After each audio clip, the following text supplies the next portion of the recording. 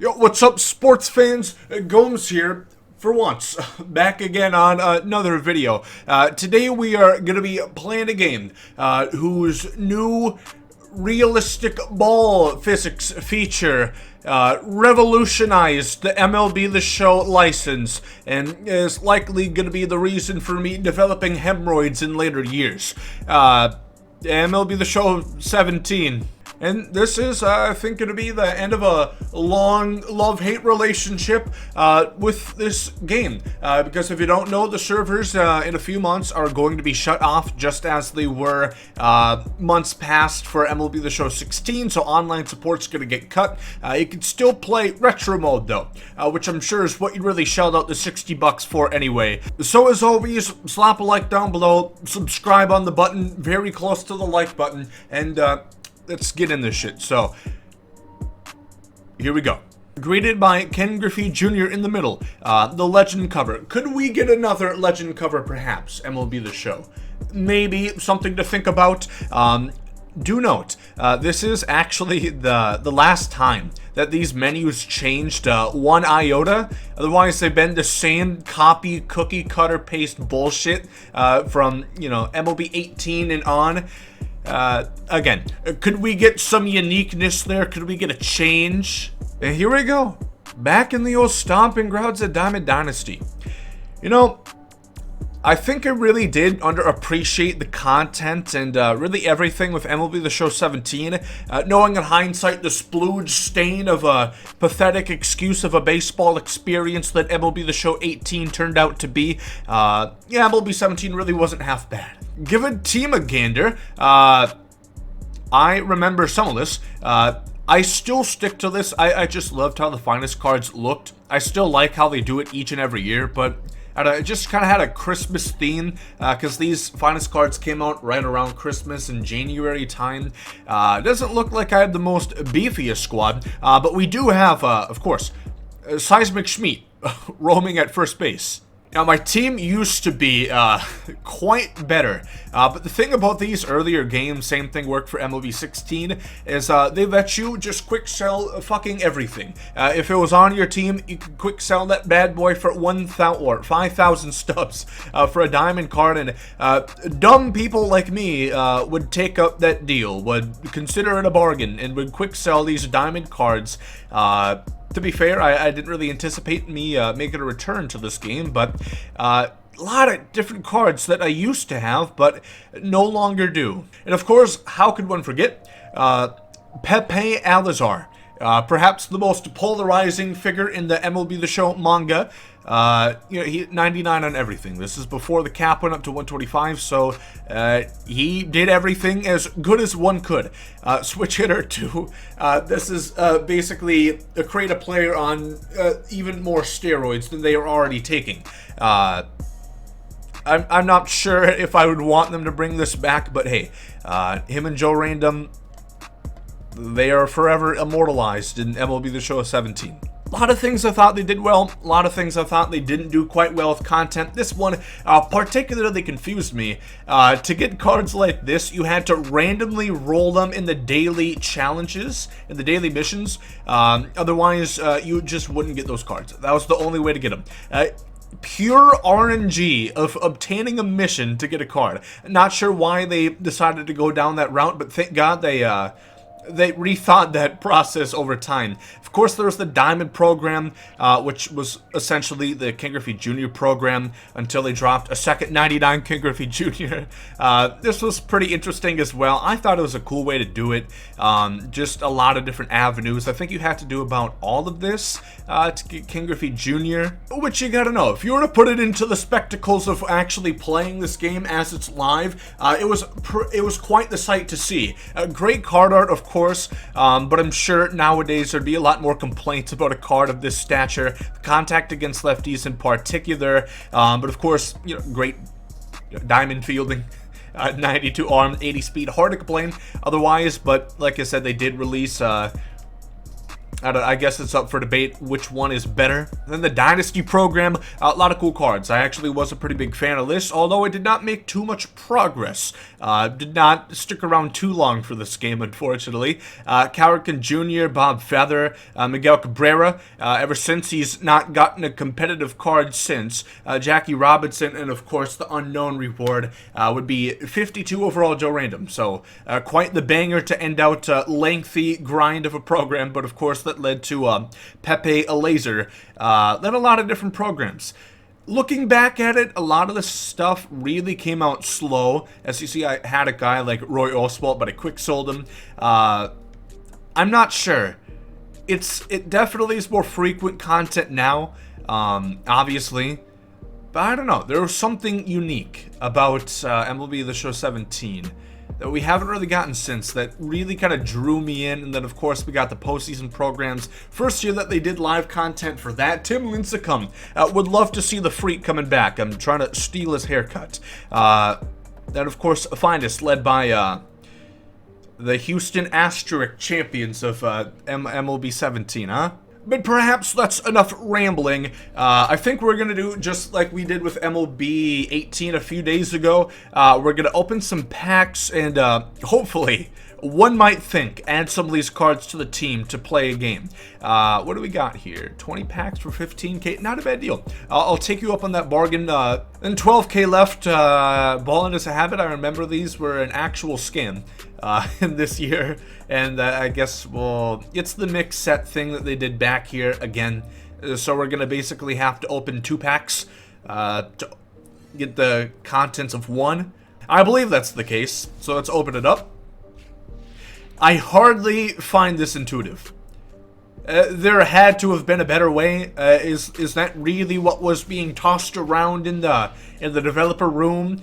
Just imagine the SpongeBob office just going up in flames, flipping fucking desks, trying to figure out how to come up with something so innovative of opening 2 packs to get 1. So buckle in, put on your Wii remote wrist strap because this could get wild. Could get blown away by the cards that we get, such as 69 overall Martin Maldonado. Great start. As one could predict, some big pulls so far. I think 1 silver, we get a flashback Jorge Posada. I guess that's kind of cool. Teoscar Hernandez. Chris Young, 45 years old at this point. It's hard not to get a raging nostalgia boner, even when doing something as mind-numbing as opening packs on this game. Just think of the guys that you used to watch, you used to be aware of. How often is Bobby Parnell going to come up in your mind? Probably not often. Jake Peavy, of course, former legend. Man Harvey, he was good for a year or so.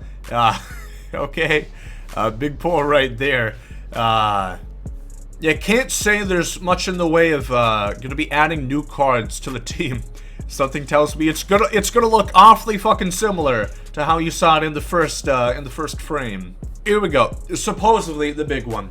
6 player items, increased chance to find diamond and gold. So 8K, not even guaranteed those. Let's punch it. Let's just get it over with. We get a gold. Wow. We get 2. Would you be so kind? Cody Bellinger. That's a bit of an intriguing candidate there. And Luis Severino. And of course, the man, the one legend I would love to be brought back in MLB 21, Ben Revere. Please, I'm sure his rights can't be too expensive. Probably get him for a quarter pounder with cheese and a $5 bill. SGS, get his likeness. You know what? Somehow Severino is an upgrade, and Bellinger isn't necessarily. Is he a first baseman still listed at this point? Yeah. Can he even play outfield? He can. Not well, but we're going to give him the starting nod in center. You get challenge failed? Yeah. Why? You could try doing unranked. Unranked. What the fuck? Is it impossible? Did they wall this shit off already? Not really sure why that would be the case, but you know what? It is.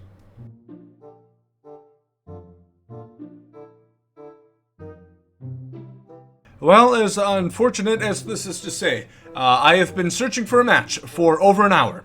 I got my good friend and favorite punching bag, Vincenzo. You guys know him well. We tried to match up. We connected, but the match wouldn't start. It said, match failed, more or less.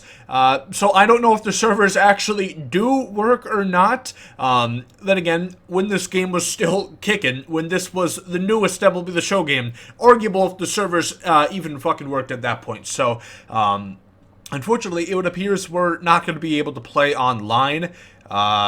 So let's get ready for some intense versus AI gameplay, baby. A real dampening to my mood, trust me. I did not wish for this to be the case.